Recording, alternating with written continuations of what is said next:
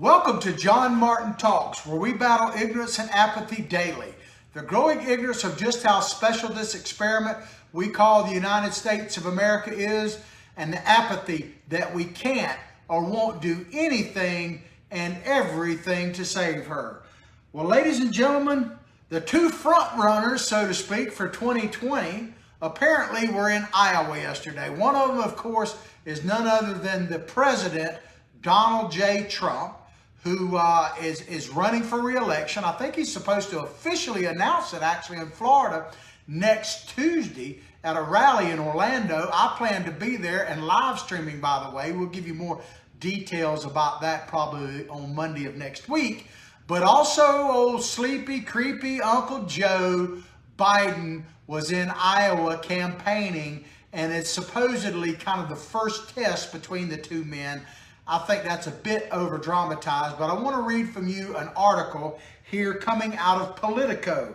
It says, Iowa has a senior moment, I guess because we got two guys in their 70s there. Two old white dudes, right? Captain Whitebread is all 40 old white dudes.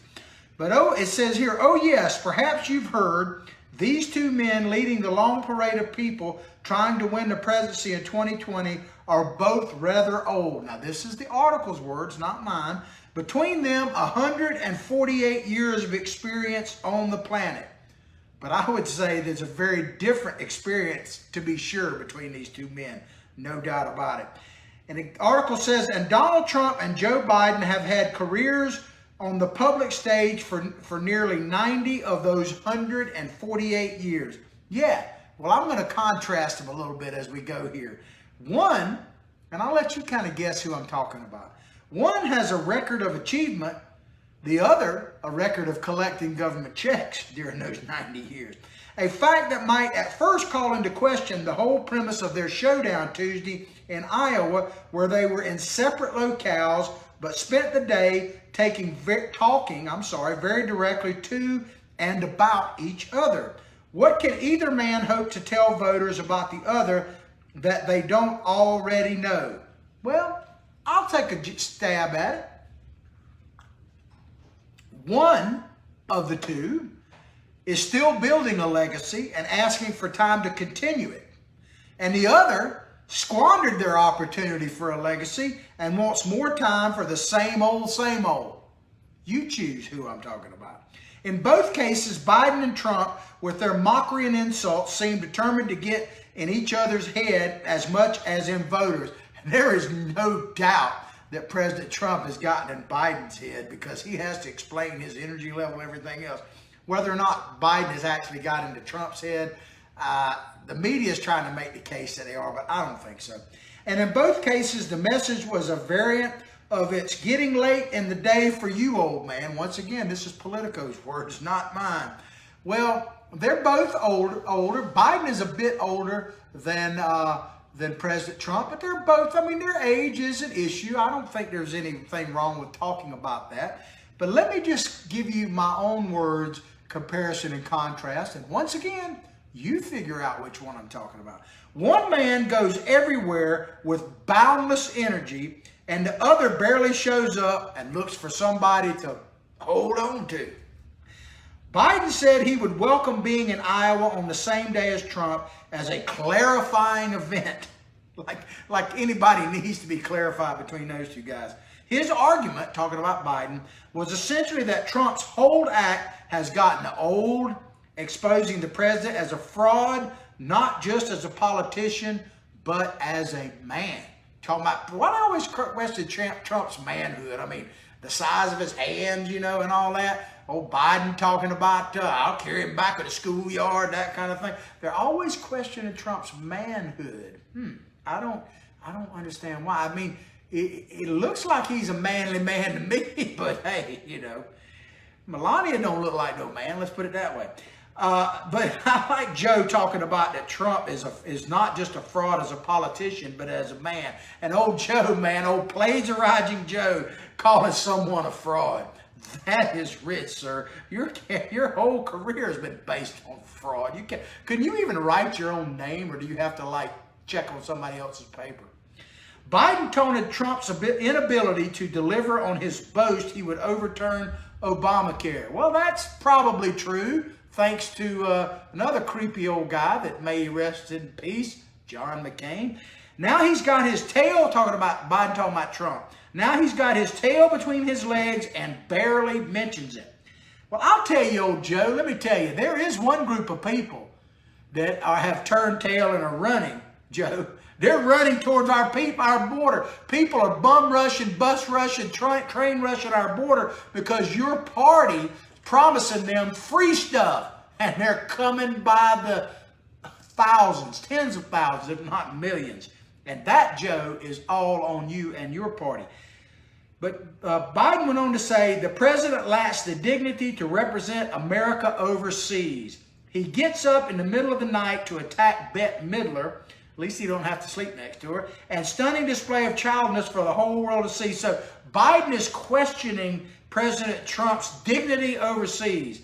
Well, old Joe, man, you know, I know it may be tough on you, but I suggest you get someone in your entourage to turn on a TV set for you. And if you had over the past week or so, you would see that DJT, man, has been nothing short of the boss, baby, overseas, man. And they are falling into line. They are jump stepping over each other to fall into line with President Trump. Above all, this is Biden again, he said Trump is too self-absorbed to care about ordinary people. Donald, it's not about you, it's about America. Well, I hate to ask you, Joe, but is that all you got? Is that all you got, man? That you talking about ordinary people? That it's not about Trump, it's about ordinary people? Well, in case you missed it, Joe, ordinary people, or I would call them American patriots, they elected the guy you're talking about, Donald J. Trump. They elected him. So it remains to be seen if they will elect you. You got to get out of a Democratic primary, by the way. We'll talk more about that in just a few minutes. For his part, Trump didn't stop at saying Biden's message is old and tired. He ain't no way tired. Old and tired. He didn't stop there. This is what the president had to say. He's a different guy, talking about Joe. He acts different than he used to. He looks different than he used to. And he does, man. He's had a makeover, baby. I don't know if those queer eyes for the straight guy got a hold of Joe, but it kind of looks like it. Trump went on to say, I'd rather run against, I think, Biden than anybody. I think he's the weakest mentally, and I think Joe is weak mentally. The others have much more energy. Now, some people would question whether or not that is presidential, and maybe rightfully so. But one thing they won't question, really, or shouldn't, it is true, right? It may not be the most presidential way to act. It's Trumponian without a doubt, but it's also true. When asked Tuesday about Trump's comments regarding his stamina and age, Biden leaned into the reporter who queried him. He leaned in. I bet that reporter got a bit nervous, don't you? Kind of grabbing their hair. If Biden leans in on you, man, doesn't that kind of make you go like, yeah? But Biden said to the reporter, look at me and answer the question.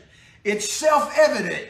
You know, it's ridiculous assertion on his part. But anyway, look, people have a right to question all of our ages. It's a totally legitimate thing. All I can say is watch me, just watch me. Oh, we will, Joe. We will be watching you, especially if small children are around, don't worry. But seriously, does anyone expect Biden to be able to keep up with the Trumpster? Can Biden really keep up with Donald Trump? If it comes down to those two men in over 2020 in the fall, think about that, leading up to the general election. Do you really expect Biden to be able to keep up with President Trump? I don't think so, especially if he's riding one of them jackasses, right? Because he can't campaign on a plane or a fast train because he signed up or plagiarized the Green New Deal, did he not? All right, we're going to move on. Billy Bob tells me we wore that old white guy story out. If you haven't met my psychic sidekick, this is Billy Bob Bass. He keeps me straight here. I talk to the fishes, so maybe I'm getting senile too. But he has a Twitter following. It's at Billy Bob Bass 1, and mine is at John Martin Talks. This next article, and man, if this is true, what a choice this young lady had. A lot of pressure on this lovely young lady, and I'm talking about none other than Ocasio-Cortez. And this is coming to you from a publication I have not used before called Acromax. So I don't know anything about them, but I'm assuming this is somewhat true because it certainly fits the narrative. Alexandria Ocasio-Cortez dangles 2020 endorsement. Is it going to be Bernie Sanders or Elizabeth Warren? Man, what a choice they have to make. I don't want to make that choice. How about, can you say none of the above? Is that one of the answers? Two of the best known women in Democratic politics had just recorded a video to upbraid Treasury Secretary Steven Mnuchin when Senator Elizabeth Warren and Representative Alexandria Ocasio-Cortez started bantering about the final episode of Game of Thrones. So they're trying to play off the popularity of Game of Thrones. Their riff, bemoaning the show's anti-feminist finale, was caught on tape, slapped up on Twitter, and in a flash drew 2 million viewers. Anti-feminist. I watched that. Why does that Game of Thrones? By the way, I actually liked it, but you know, why does everything have to have some kind of hidden message? You ever notice that? Everything has to have a hidden message. So the fact that you got women like going around in some of these movies just kicking big guys' behinds everywhere, there's no hidden message in that, no fiction in that. But the fact that somebody went, the Mad Queen got crazy and ended up getting killed. I'm sorry, spoiler alert. I'll stop it right there in case you hadn't watched it. But anti-feminist, it's always got to be a hidden message with these progressives, always. Back to the article. Most every time Warren and Ocasio-Cortez have teamed up of late for lunch, legislative matters, and video messaging, they have drawn millions of eyeballs. Millions of people tune in to watch them do whatever they're doing. I got to ask you, are Americans really that bored? Or are these just people, as Ocasio-Cortez is wanting to pay, that are unwilling to work? I mean, who has time to sit around and watch Ocasio-Cortez and Elizabeth Warren talk about Game of Thrones or something? Warren fans wonder whether and hope that Ocasio-Cortez may eventually endorse the Massachusetts senator in her bid for the 2020 Democratic presidential nomination. Like how they say Warren fans. What exactly does a Liz Warren fan look like? I don't know. Are they like wearing feathers or what? I mean, because she's Indian and then she's the whitest woman in America. How do you dress up like Elizabeth Warren if you're a fan of hers on Halloween? What do you wear? I don't know. It's a bit confusing, which maybe, you know, that's why she's such a great progressive, because their stuff is a bit confusing. But the freshman House member, talking about Ocasio, AOC, a superstar of the progressive movement. Now, if she's a superstar, and she is, that doesn't tell you about all you need to know about the progressive movement, that this gal is a superstar. But the article goes on to say, has more history with Warren leading rival, talking about Bernie, progressive votes in 2020 Democratic primary, Senator Bernie Sanders of Vermont. A guy, by the way, who did not support Ocasio-Cortez in her election. Did you know that? If you snowflakes out there, you people who are big fans of Bernie and AOC, did you know that Bernie supported the other guy? Because I've been telling you all along, you burnites or burnouts or whatever, that Bernie Sanders is a consummate establishment figure. He is a swamp rat to the far left, no doubt, but he is a swamp rat. He did not support Ocasio-Cortez until after she won, and he started riding her coattails, not the other way around. Back to the article. They too have teamed up on many legislative, talking about Bernie and AOC, legislative and political matters. Many Democrats find it hard to imagine Ocasio-Cortez will not eventually back Sanders as she did in 2016. Now think about that. This young lady, of course nobody really knew who she was, backed Bernie in 2016, worked for him, but when it came time for her to run, he was nowhere to be found. But so I ask, is she a sellout as well? Is she now going to suck it up and back up Bernie Sanders, even though he actively campaigned against her? They're sellouts, so you never know. She's also said she's going to support whoever the Democratic nominee, which, I'm not going to be critical of her of that. I would expect that.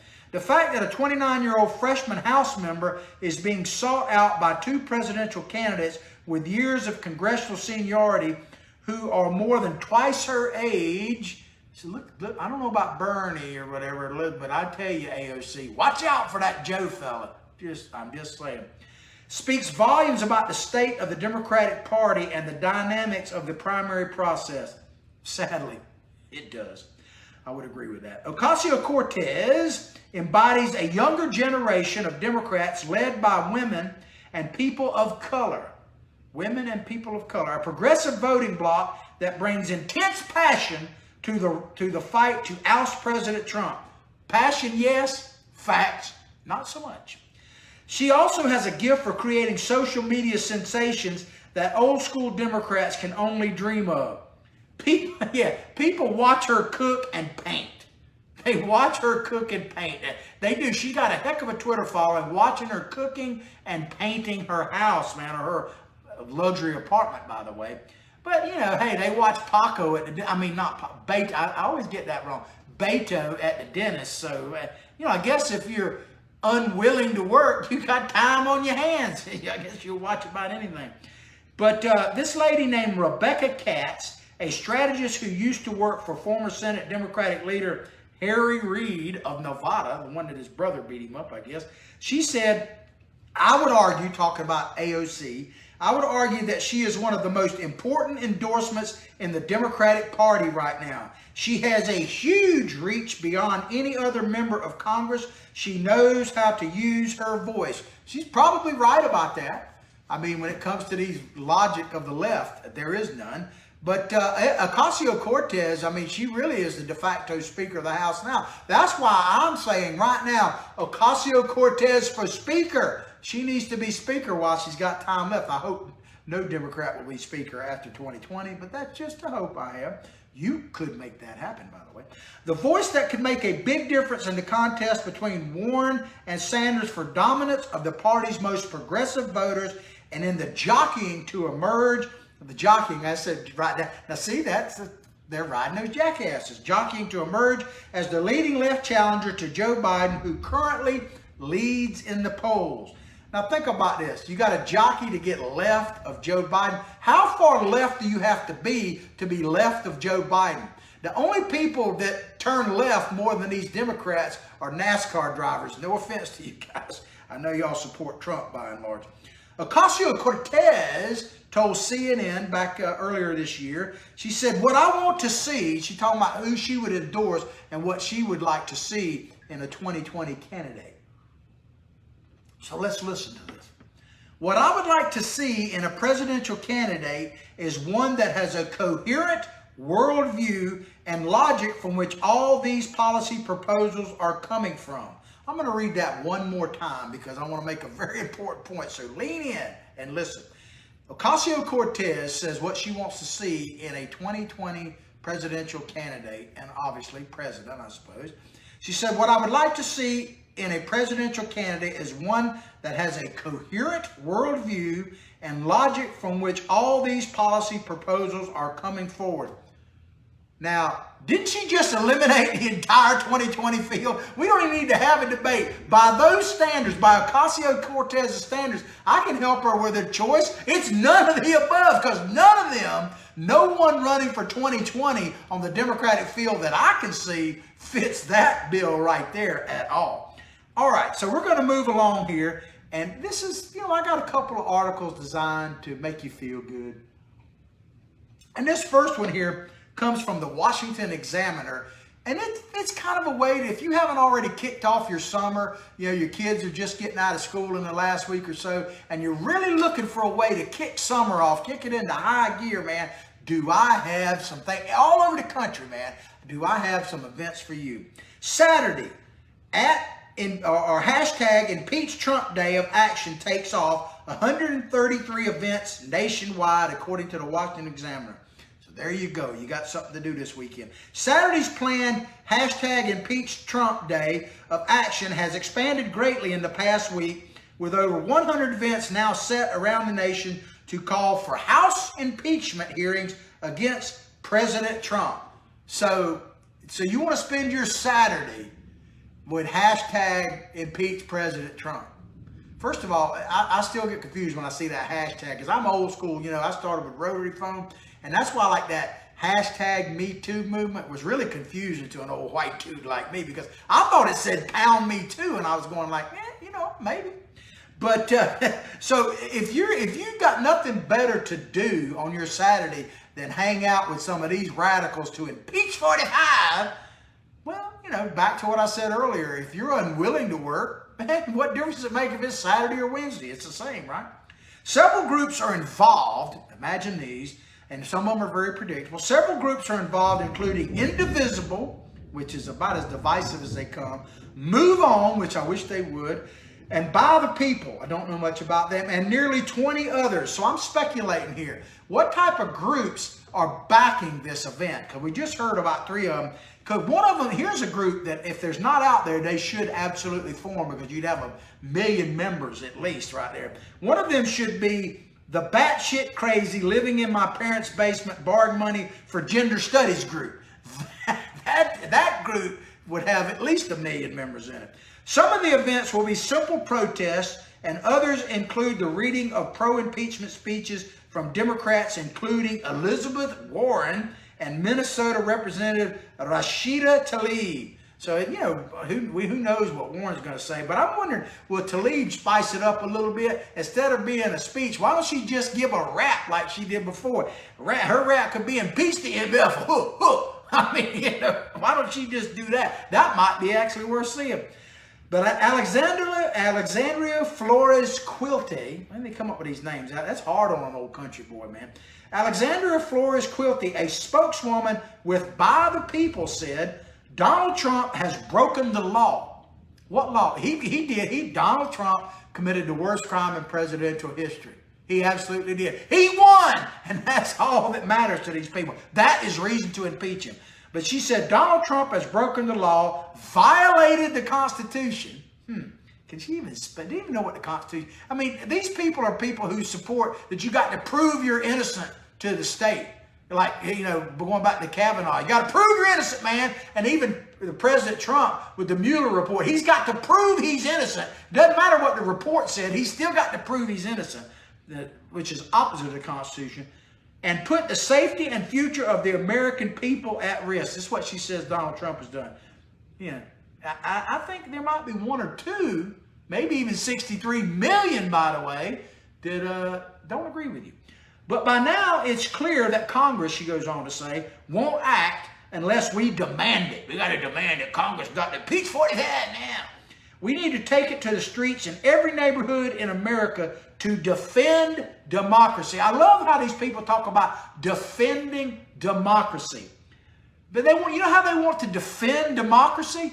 By overturning the duly elected president of the United States. So they want to take someone who was elected with the system we have, not by the state of California, that President Hillary Clinton of California, I give her that.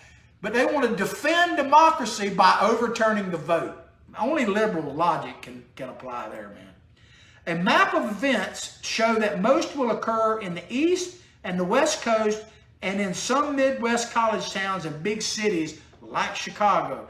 Well, let me just tell you, if you happen to be in any of these big cities protesting, do us a favor and just kind of look around. I mean, I'm not trying to say don't protest. That's your right. You can do what you want. But while you're protesting, just take a look around at these once great cities and see how they fared under governance of your friends, and see if that's a place you want to live. Because that is what you're proposing to bring to America if you defeat 45. That's what you're proposing. So just take a casual look around LA, you swat the fleas off of you, watch for the needles if you're in San Francisco, step over the poop, that kind of thing, and just tell me that's where you want to live. All right, we got one of the feel-good stories of the year coming up here next. And this is, we got a couple of stories out of Denver for you, by the way, both from CBS 4. But this first one just tugs at your heartstrings. Denver Zoo shares love story of same-sex pair of flamingos named Lance Bass and Freddie Mercury. With just a few days before Denver's Pride Fest celebrations, the Denver Zoo is sharing the love story of same-sex pair in their flock. So they got a couple of gay flamingos. That's kind of interesting, isn't it? We'll leave it at that part. But I got more to say. The flamboyant flamingos are named after two LGBTQ+, I guess that, more letters than the alphabet, icons, NSYNC band member Lance Bass and Queen frontman Freddie Mercury. The Chilean flamingo Lance Bass and American flamingo Freddie Mercury have paired up. I thought he was English. I guess there aren't any, but he's India from England. Maybe, I don't know if there are any flamingos in England. Maybe at the zoo. Chilean flamingo Lance Bass and American flamingo Freddie Mercury have paired up for several years. So they've been doing the wild thing for several years. Zoo officials tweeted on Tuesday. Kind of gets you right here, don't it? Yeah, think about that. Old Freddie and Lance getting together in Denver. It just tugs at the old heartstrings. Obviously, the two males can't have a chick of their own, but zookeepers said they could step in as surrogate parents if a breeding pair is unable to raise their chick. So they can't raise a chick, but they could help you raise a chick. Now let me just say, I just kind of just a little bit of warning out there to animal rights advocates, which I'm one. I love flamingos, man. Beautiful creatures. But I'm concerned about flamingos. I really am. Because if this evolutionary trend continues, flamingos, sadly, will soon be extinct. Although, okay, this next story also comes to you from CBS 4 Denver. It's been really active out in Denver. Denver police testing idea of civilian teams responding to some 9/11 calls. So non-first responders responding to 911 calls. Denver police are developing a pilot program that would dispatch civilian teams to certain 9/11 calls. Instead of a police officer, a team of mental health workers and medics would respond. So I guess they're going to send you a bunch of social workers out there. Is that the state we've come to? Now, I get the general idea of this, that not every call is for a police officer. But what does that say about our society when basically we're calling 9/11 because they ran out of, chicken McNuggets? I mean, the people have literally called 911 when McDonald's ran out of chicken McNuggets. Denver Police Chief Paul Pazin says when it comes to crisis calls that do not involve a weapon or threat to other community members, police may not always be the best response. Well, how do they know a weapon's not involved? This domestic dispute, believe me, most police officers don't want to go there. He goes on to say, if we have a team of dedicated individuals with those types of backgrounds, we feel like we can have a positive impact on our most vulnerable population. So where they have these people just hang around and go, oh, this call, I mean, it's going to get crazy, man. But I think it says a lot about society and the use of 911. I mean, to me, people are getting really snowflakish out there. Denver would use a program already in use in Eugene, Oregon, big surprise, is a model, it's called Crisis Assistance, helping out on the streets or CAHOOTS. Helping out on the streets, man. It's tough out there. I mean, we've got a city within a city in our American cities of street life. So I guess what they want to, maybe it's just a 911 word emergency. I got fleas on me if you're in LA, or I just stepped on a needle filled with poop if you're in San Francisco. Denver Alliance for Street Health Response. I love that name, Street Health Response. Maybe, when I think of street health, I think of actually filling in some potholes. Maybe if they actually took care of the street. That's what we really need, is a 911 for street health, the health of the actual streets, because from what I can see, they're going to hell in a handbasket. But Director of Alliance Street Health Response Director Vinny Cervantes was among those in the community invited to Oregon to see how it works. So they're going to travel out to Oregon to see how it works. While you're out there, check on that bullet train that they say the coyotes are riding on. I'm talking about real coyotes, not the Mexican one. They are trying to have not as many situations where law enforcement is the response and rather a community-based response is the answer for it. So we just need to have a community-based response to 911. A mental health worker and medic are paired together and then can be dispatched to calls related to homeless, mental health, and substance abuse.